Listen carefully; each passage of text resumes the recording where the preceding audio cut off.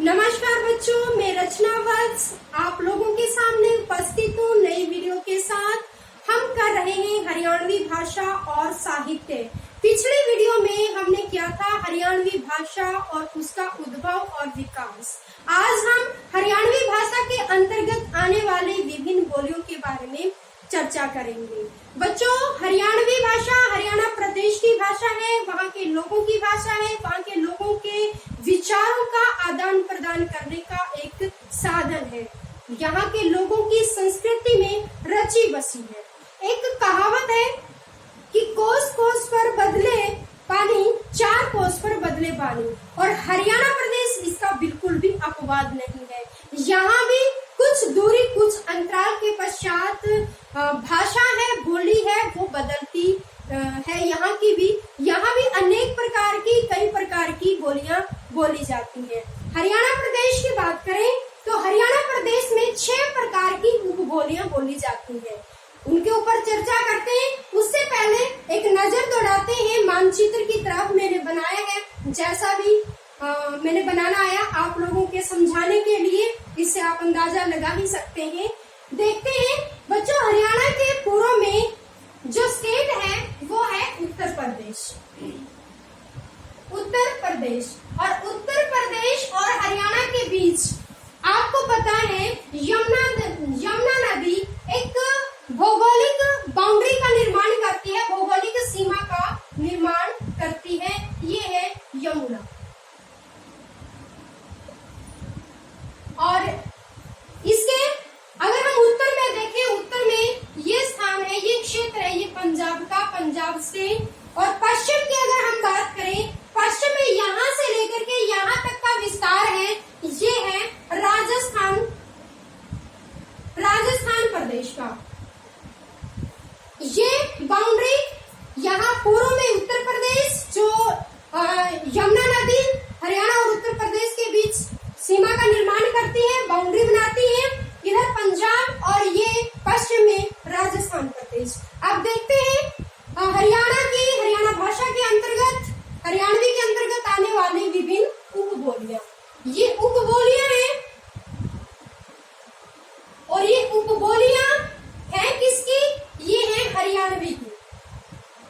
हरियाणवी बोली के अंतर्गत आने वाली उपबोलियां, जिनमें सबसे पहले नंबर पर आती है कोरवी। उसके पश्चात दूसरे नंबर पर बांगरू, और तीसरे नंबर पर आती है ब्रज। चौथे नंबर पर आती है आहिरवाटी। पांचवें नंबर पर आती है मेवाती, और छठे नंबर पर आती है ये है बागड़ी। ये 6 हरियाणवी बोली के अंतर्गत आने वाली उपबोलियां हैं। सबसे पहले हम चर्चा करेंगे वो कोरवी के बारे में। कोरवी हरियाणा प्रदेश में बोली जाने वाली एक महत्वपूर्ण बोली है। इसके शाब्दिक अर्थ की ओर जाएं तो कुरु से बनी है कोरवी, यानी कि कुरु प्रदेश की भाषा होने के कारण इसका नाम पड़ा है कोरवी। और इसका एक और नाम अंबालवी है। अंबालवी नाम अंबाला कमिश्नरी के एक क्षेत्र में बोली जाने के कारण इसको अंबालवी भी कहते हैं। और अब हम देखते हैं मानचित्र में इस बोली का विस्तार कहाँ है। मैंने आपको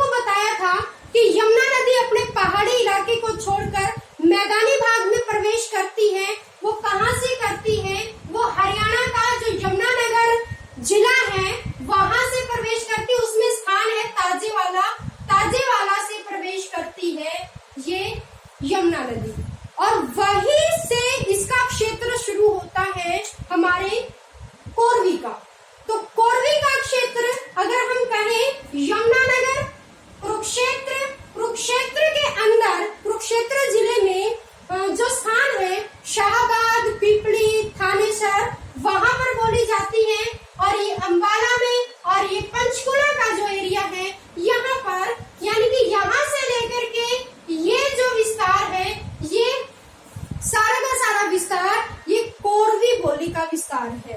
ठीक है, मैं यहाँ पर लिख भी देती हूँ। कोरवी बोली का विस्तार है यहाँ पंचकुला से यहाँ अंबाला जिले में, अंबाला यहाँ पर कुरुक्षेत्र, यमुनानगर, ये जो एरिया है यहाँ पर कौन सी बोली जाती है, ये एरिया किसका है, ये कोरवी बोली का एरिया है सारा का सारा। अब हम बात करते हैं बांगरू बोली के बारे में। बांगरू भी हरियाणा प्रदेश की महत्वपूर्ण बोली है और ये हरियाणा के मध्य भाग में आमतौर पर बोली जाती है। अगर हम इसके शाब्दिक अर्थ हम इसका देखें तो बांगरू शब्द ऐसी भूमि के लिए प्रयोग किया जाता है जो उच्च भूमि हो, उच्च शुष्क भूमि है, इसको डाकर भी कहते हैं। इस भूमि के लिए एक शब्द का प्रयोग किया जाता है बांगर शब्द का, और बांगर शब्द में ऊ प्रत्यय लगाने से बनी है कौन सी, बांगरू, यानी कि बांगर क्षेत्र की बोली बांगरू। ठीक है, और इसका एक और नाम है, इसको जाटू भी कहते हैं। जाटू इसको क्यों कहते हैं, जाट बहुल क्षेत्र में बोली जाने के कारण इसका नाम जाटू भी पड़ गया है। अब देखते हैं हरियाणा के मानचित्र में इस बोली का विस्तार कहाँ पर है। बच्चों, ये बोली जाती है यहाँ हरियाणा का हिसार डिस्ट्रिक्ट, हिसार मैं आपको एक बार दिखा देती हूँ। ये क्षेत्र यहाँ पर हिसार, जींद, कैथल, रोहतक, सोनीपत, पानीपत का जो ये एरिया है हरियाणा का लगभग मध्य भाग है। इस एरिया में ये विस्तार है, बीच में ये है बांगरू उपबोली का विस्तार। इसके पश्चात आती है बोली ब्रज।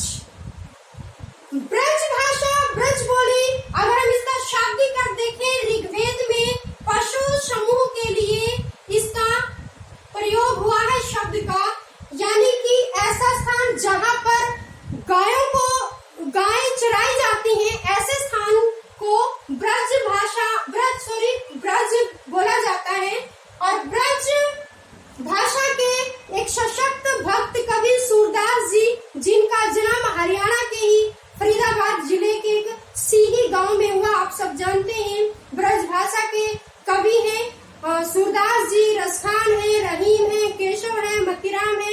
इन्होंने ब्रज भाषा को प्रतिष्ठित और प्रतिनिष्ठित भी किया है। ये है हरियाणा का जो ये वाला हिस्सा है, ये यानी कि फरीदाबाद, गुड़गांव का कुछ हिस्सा, फरीदाबाद और पलवल, ये जो क्षेत्र है यहाँ पर बोली जाती है हमारी ब्रज उपबोली। इसके पश्चात आहिर वाटी दो शब्दों से मिलकर बना है, आहिर और वाटी। आहिर एक जाति का नाम है, आहिरों की भाषा, इसीलिए इसका नाम आहिर वाटी पड़ा है। और ये आहिर वाटी बोली जाती है, ये यहाँ पर बोली जाती है, ये इसका विस्तार है, यानी कि ये महेंद्रगढ़, कोसली, रेवाड़ी और पटौदी, कुछ पटौदी का हिस्सा भी यहाँ पर बोली जाती है। यहाँ पर आहिर जाति के लोग रहते हैं, इसीलिए यहाँ पर आहिर वाटी उनके द्वारा बोली जाने वाली भाषा, बोली जाने वाली बोली आहिर वाटी। इसके पश्चात आती है मेवाती।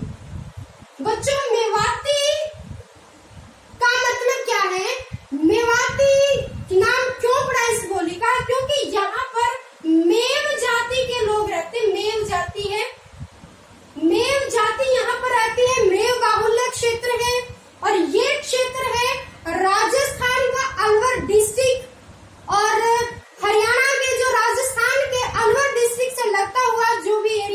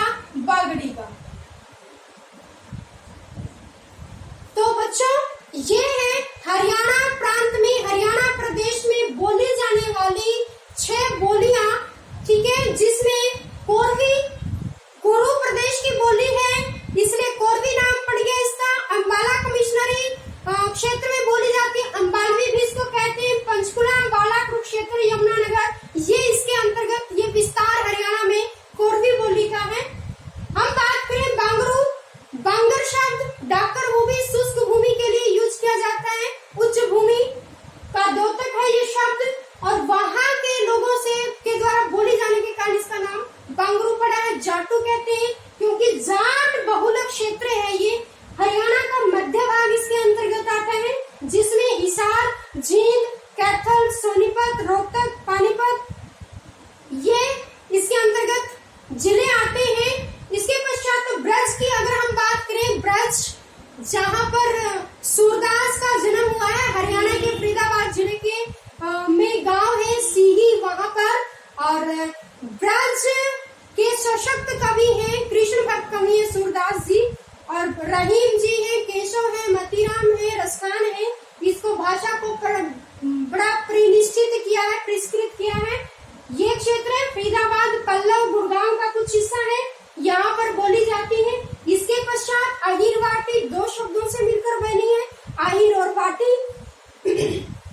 अहिर लोगों के द्वारा बोली जाने वाली बोली अहिर वाटी, और इसे महेंद्रगढ़, कोसली, रेवाड़ी, पटौदी, नारनौल भी इसके अंतर्गत आता है। यहाँ लिख देती हूँ, नारनौल भी इसके अंतर्गत आता है। ये अहिरवाटी बोली का विस्तार है ये हरियाणा के अंदर। इसके पश्चात मेवाती बोली आप देख रहे हैं, इधर ब्रज है या अहिरवाटी है, यहाँ मेवाती, और यहाँ क्या है बांगरू, इनके बीच में है मेवाती। ब्रज, अहिरवाटी और दूसरी तरफ बांगरू, इनके बीच में जो बोली है वो मेवाती। मेवात क्षेत्र में बोली जाती मेव जाति के लोगों की भाषा है, लोगों की बोली है, मेव लोग यहाँ पर रहते हैं। इसके पश्चात है बागड़ क्षेत्र, यानी कि जो शुष्क क्षेत्र है, जहाँ पर मरुभूमि है और हवाएं चलती हैं, गर्म शुष्क हवाएं, ऐसे प्रदेश के लिए बागड़ शब्द का प्रयोग किया है। और वहाँ की बोली वहाँ के लोगों के द्वारा बोली जाने के कारण इसका नाम बागड़ी पड़ा है। ठीक है,